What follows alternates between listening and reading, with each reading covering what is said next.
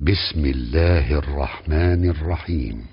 سبح اسم ربك الأعلى الذي خلق فسوى والذي قدر فهدى والذي أخرج المرعى فجعله غثاء نحوا سنقرئك فلا تنسى إلا ما شاء الله إنه يعلم الجهر وما يخفى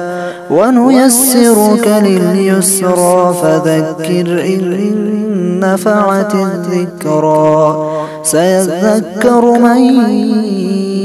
يخشى ويتجنبها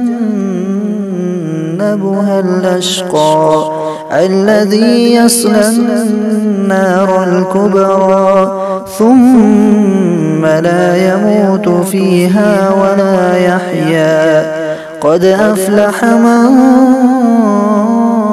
تزكى وذكر اسم ربه فصلى بل تؤثرون الحياة الدنيا والآخرة خير